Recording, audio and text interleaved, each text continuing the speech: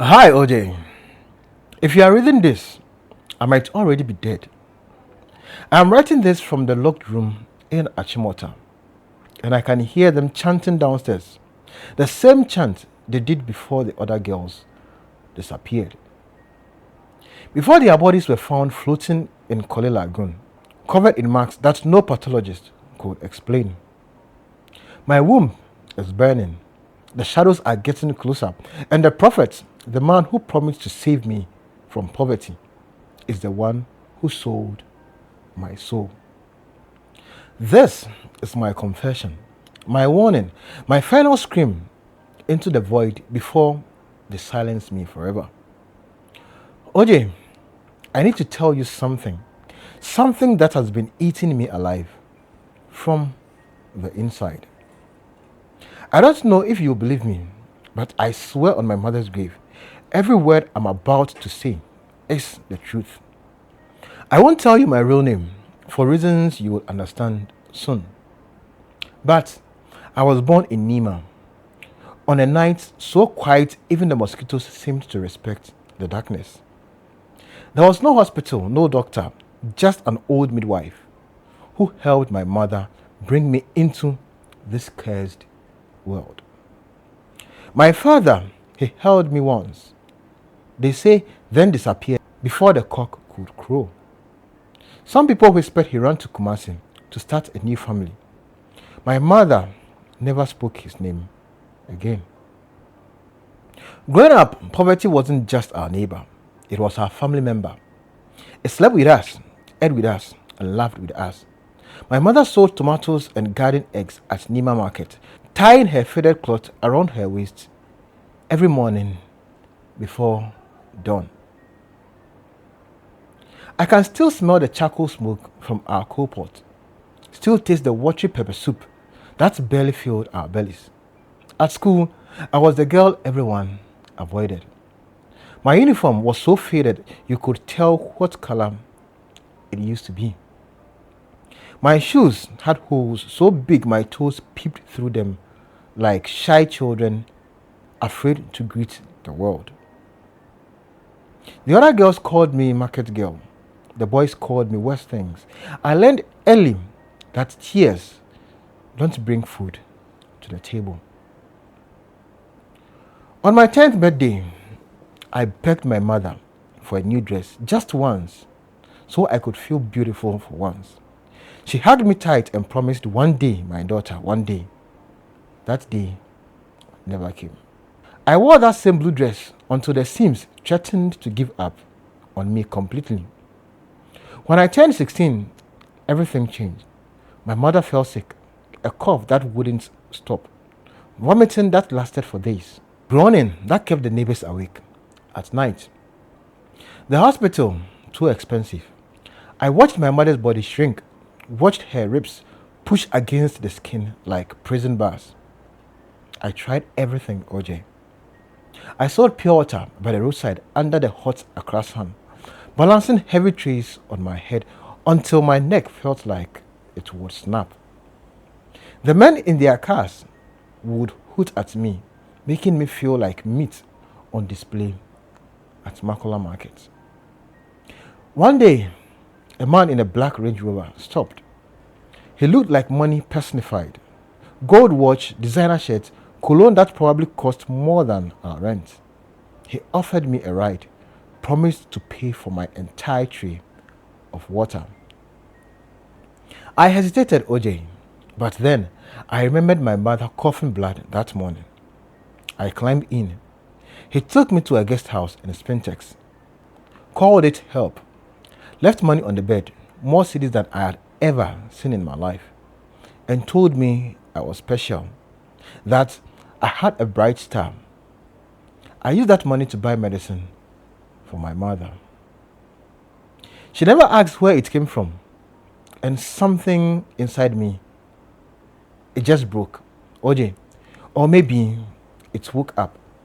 I started seeing my body differently, not as flesh and bones, but as key, a weapon, and a currency. My mother died on a rainy morning when I was 17. The kind of rain that feels like The sky is crying for you. I held her lifeless body and screamed until my voice disappeared. The neighbors had to drag me away from her. At the funeral, I was alone, completely alone in a wicked world. That's when I slipped deeper into the lifestyle. Late night bars, small hotels, whispered promises that evaporated with the morning sun. But then, one Friday evening, everything changed again. I was walking past the bus station near Circle when I heard a crusade. The prophet, was preaching about destiny, about stolen stars, about curses that followed families. Something in his voice grabbed my soul and wouldn't let go. I gave my number to one of the protocol team members. The next morning, a woman called saying the prophet wanted to see me. His church was in Achimota, big, fancy, smelling of expensive incense. When I met him, OJ, when he touched my forehead, I saw everything. My mother on her deathbed, my first night with that man in the Range Rover, every tear, every silent scream I had swallowed over the years. He told me I was born to carry stars, that my pain was preparation, that my womb was never meant for children. It was meant to be a spiritual magnet. He said I was chosen. For the first time in years, I felt seen, like someone finally understood my suffering. He promised me a new life. But there was a condition: absolute obedience. My entire life would belong to this mission. I said yes without thinking. He gave me a red silk scarf and a small bottle of oil, told me to wear the scarf on assignments and to rub the oil on my inner thigh before meeting any man. That week, they took me to a secret prayer chamber beneath the church. I knelt on the cold concrete while robed assistants surrounded me, chanting in languages that made my head spin. The prophet poured oil on my head, whispering words that felt like hot needles in my scalp. When it was over, he told me I had been reborn, that I was now a spiritual magnet, able to pull destinies from men as easily as pulling thread from cloth. They moved me into a luxurious suite at the church guest house, gave me new clothes, makeup, perfume. In public, I appeared beside the prophet like a trophy. Men stared, but dared not approach. I became a sacred ornament, drawing people deeper into his web. My first mission was a politician. You would recognize his face from the billboard during election seasons. The night before, I couldn't sleep. I stared at myself in the mirror, painted and perfumed, looking like someone else entirely, someone powerful. But behind those eyes, I was still that little girl from Nima, begging God to save her mother. I rubbed the oil on my thighs like the prophet instructed. My hands trembled. I felt like I was sealing a covenant with darkness itself. The driver picked me up at 7 p.m., a silent man in a black suit who drove through Accra like he was carrying a corpse. When we arrived at the hotel in Airport Residential, my legs felt like lead. The politician dismissed his bodyguards when he saw me. In the room, he wasted no time. His hands were rough, hungry. I kept my mind blank, my body moving like a puppet on strings. The prophet's words echoed in my head. Do not think, do not feel, just collect. When it was over, he fell asleep, snoring like a beast.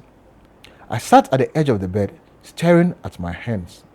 Something had shifted inside me. A door had opened, and something heavy had been dragged in. I could feel it, a strange energy humming in my vein. Dark, powerful, and wrong. I had stolen something from him, OJ. Something he could never get back. The prophet was waiting when I returned. He didn't ask questions, just placed his hand on my forehead, and I felt heat rush from my toes to my scalp. I wanted to scream, to run, but my body wouldn't obey. That night, the dreams started. I woke up screaming, my sheets soaked in sweat. In the dreams, shadows with no faces were pulling things out of my stomach. Twisted, dark things that looked like babies, but weren't babies. They were screaming, and OJ, that was just the first night. Over the next 3 years, I went on more assignments. Ministers, businessmen, pastors from other churches, even a fetish priest once. Each time, I felt something else being stolen from me. My laugh became hollow. My smile became masked. My body moved, but my soul was dying. The prophet kept promising me more, a house, a car, a new life, but I was trapped. He reminded me constantly, remember, the ocean never misses one drop. Now, OJ, I am being hunted. I don't know how else to explain it. The shadows from my dreams, they've started appearing when I'm awake.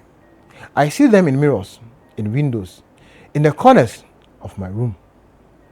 They are waiting for something. My womb hurts all the time now. A deep burning pain that no doctor can explain. My beauty is fading faster than it should. My skin is drying up. My hair is falling out in clumps. I look in the mirror and see my mother's dying face staring back at me.